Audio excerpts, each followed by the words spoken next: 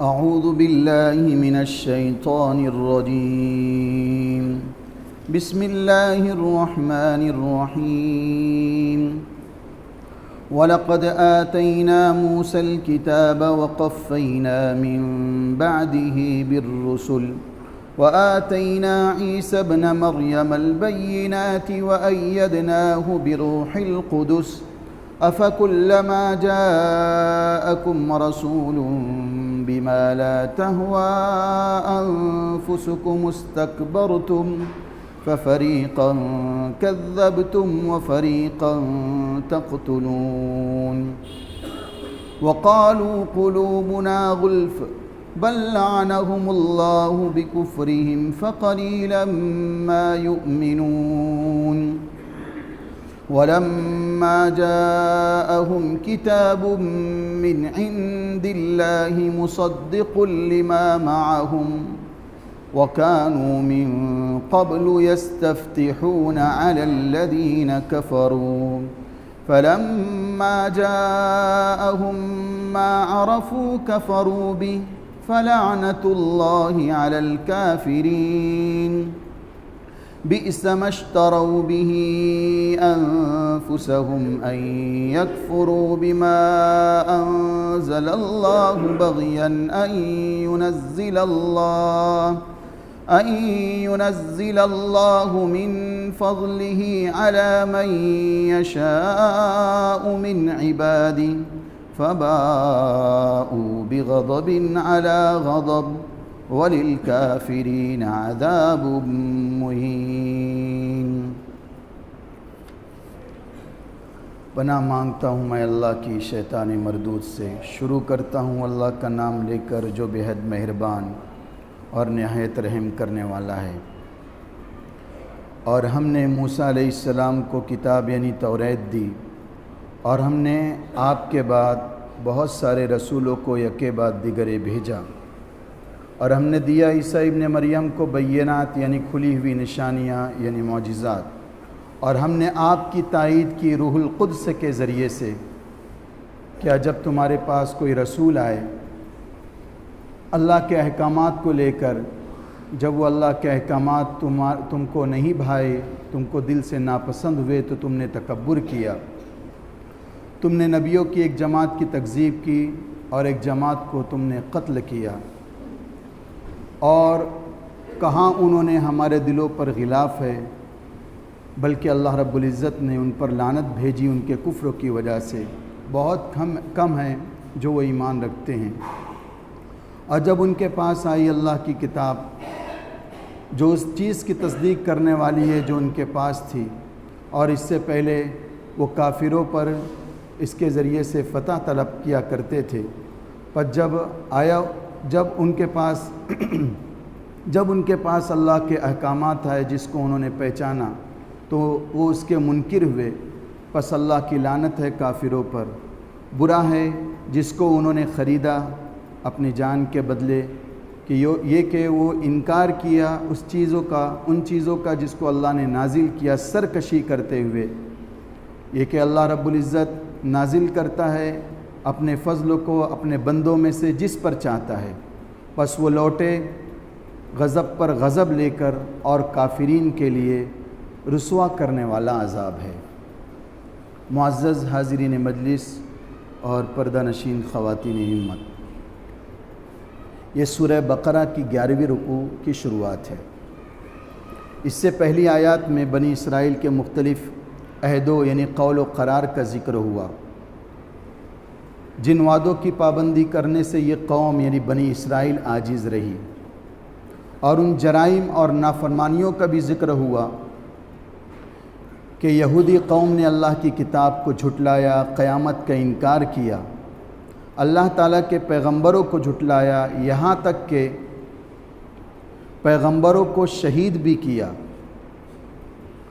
اب ذہن میں یہ سوال پیدا ہوتا ہے کہ جب یہ قوم حد سے تجاوزی کرنے والی تھی، اللہ کے بڑے بڑے احکامات کو انہوں نے پامال کیا، کیا ان کو سمجھایا نہیں گیا؟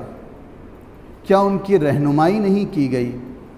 تو اللہ تبارک و تعالیٰ فرماتا ہے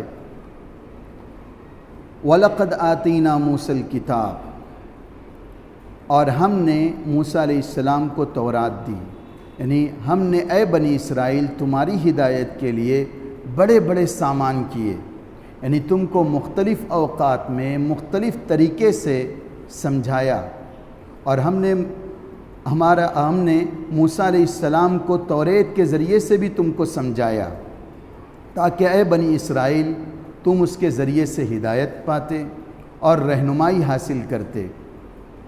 پھر آگے اللہ تبارک و تعالیٰ فرما رہا ہے وَقَفَّيْنَا مِن بَعْدِهِ بِرُسُلٍ، ہم نے صرف اسی پر اکتفا نہیں کیا کہ صرف توریت بھیج دی بس یہی تمہاری ہدایت کے لیے کافی ہے، بلکہ توریت کے اندر جو احکامات تھے اس کو بتلانے کے لیے بعد میں ہم نے موسیٰ علیہ السلام کے بعد کئی نبیوں کو یکے بعد دیگرے بھیجا، تاکہ وہ احکامات جو توریت کے اندر مذکور تھے وقت بیتنے پر، وقت گزرنے پر وہ احکامات اگر تمہارے ذہن سے محو ہو چکے ہیں، وہ مٹ چکے ہیں، اس پر عمل کرنا تمہارے لیے دشوار ہیں، تو اب ہمارے جو نبی اور رسول آ رہے ہیں بعد میں وہ ہمارا تعارف کرائیں گے، وہ ہماری کتاب کا تعارف کرائیں گے اور بتلائیں گے کہ اللہ تبارک و تعالیٰ تمہارے لیے کیا کیا احکامات پچھلی تورات کتاب کے اندر تمہارے لیے ذکر کیا تھا۔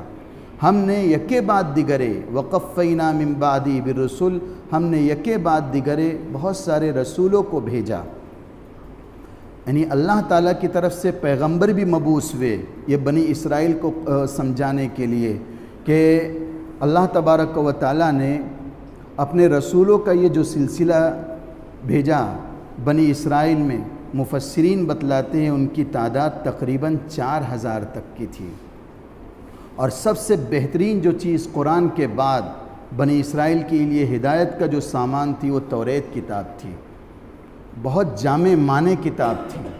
اللہ تبارک و تعالیٰ نے ان کی ہدایت کے لیے سب سے بڑا سامان مہیا کیا، اور یہ بھی بتلایا کہ موسیٰ جو نبی تھے بنی اسرائیل کے سب سے معزز اور بڑے نبی سمجھے جاتے تھے۔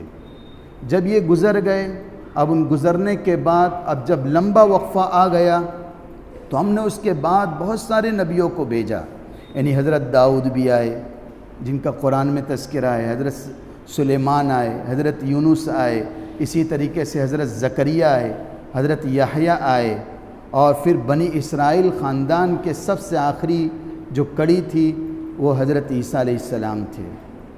اسی طرح توریت کی دیگر کتابوں کے اندر اور رسولوں کا اور نبیوں کا ذکر ملتا ہے، حضرت حزقیل کا ذکر ملتا ہے کہ وہ بھی آئے، تو مختلف اوقات میں اللہ کی طرف سے سمجھانے کے لیے نبی بھیجے گئے کہ اللہ کا تعارف کرائے بنی اسرائیلیوں کو، کیونکہ وہ اللہ کے احکامات کو پامال کیا، اللہ کا جو قول و قرار تھا ان کو ٹھکرایا، یہ بتلائے وَقَفَّيْنَا مِن بَعْدِهِ بِالرُّسُلِ، ہم نے ان کے پیچھے، قفا کس کو کہتے ہیں؟ یہ گدی کو کہتے ہیں، جہاں پر پچھلی جانب سر کا حصہ جہاں ختم ہوتا ہے اس کو قفا کہتے ہیں۔ جب انسان کسی کو پیچھے سے دیکھتا ہے تو اس کا یہی حصہ نظر آتا ہے، تو یہاں پیچھے کا ترجمہ کیا گیا وَقَفَّيْنَا مِن بَعْدِهِ بِالرُّسُلِ، اور ہم نے موسیٰ علیہ السلام کے پیچھے یعنی آپ کے بعد بہت سارے رسولوں کو بھیجا۔ اور پھر آگے کیا بتلایا گیا؟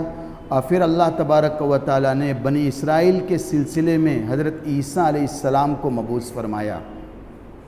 آپ صاحب کتاب اللہ کے عظیم المرتبت رسول تھے، اور آپ کے متعلق کیا ارشاد فرمایا اللہ تبارک و تعالیٰ نے؟ وَآتَيْنَا عِيسَى ابْنَ مَرْيَمَ الْبَيِّنَاتِ، اور ہم نے بھیجا عیسیٰ ابن مریم کو، عیسیٰ ابن مریم کو بھیجا، کس کے ساتھ بھیجا؟ البینات، کھلی ہوئی نشانیوں کے ساتھ، واضح معجزات کے ساتھ آپ کو بھیجا گیا، جو ان کی نبوت پر اور ان کی رسالت پر وہ بینات، وہ معجزات، وہ کھلی جو دلیلیں تھیں، واضح جو دلیلیں تھیں، وہ ایک گواہی کے طور پر تھی کہ آپ نبی ہیں اللہ کے، آپ رسول ہیں۔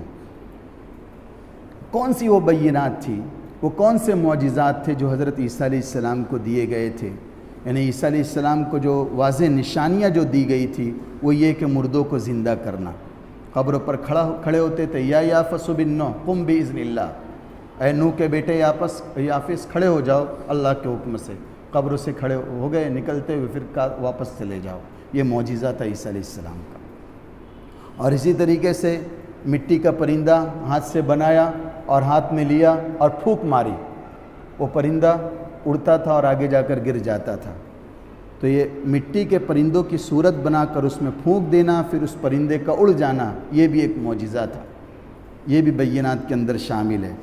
اور اسی طریقے سے مادرزاد جو اندھے ہوتے تھے، ماں کے پیٹ سے اندھے پیدا ہوتے تھے، ہاتھ پھیرتے تھے درست ہو جاتا تھا وہ بیمار، وہ نابینا درست ہو جاتا تھا. اسی طریقے سے لا علاج بیماریوں کا علاج کر لیا کرتے تھے.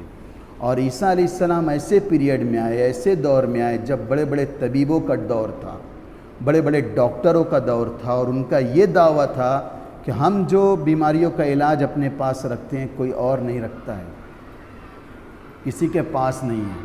تو اللہ تبارک و تعالیٰ نے ان کو ایسا ڈاکٹر بنا کر بھیجا، ایسا طبیب بنا کر بھیجا. اچھا مادرزاد اندھے کو ذرا بینا کر کے بتلاؤ، کوڑ کے مرض میں جو مبتلا ہو چکا ہے اس کو درست کر کے بتلاؤ، جس بیماری کو تم لا علاج کہتے ہو اس کا علاج کر کے بتلاؤ. اگر تم اس سے عاجز ہو، قاصر ہو، تو دیکھو ہمارا یہ جو نبی ہے وہ ٹھیک کرتا ہے. اور جب وہ ٹھیک کرتا ہے، جب وہ کہیں ڈاکٹر ہی نہیں پڑھا، تمہارا شاگرد نہیں بنا، تو اس کا مطلب یہ کہ وہ ہمارا نبی ہے، وہ ہمارا رسول ہے. تو یہ ایک عیسیٰ علیہ السلام کو یہ معجزہ دیا گیا تھا. اور اسی طریقے سے وہ غیب کی باتیں بھی بتلا دیتے تھے. گھر میں کیا رکھا ہے وہ بھی بتلا دیتے تھے، کیا کھانا ہے وہ بھی بتلا دیتے تھے عیسیٰ علیہ السلام.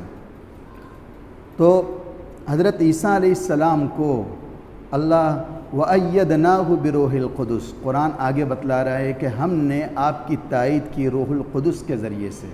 روح القدس کون ہے؟ حضرت جبرائیل ہے. ہم نے آپ کی تائید کی، آپ کی مدد کی روح القدس کے ذریعے سے. اب یہ روح القدس نام آیا ہے، مسلم شریف میں ایک دعا ملتی ہے حضرت حسان ابن ثابت کے ذریعے سے.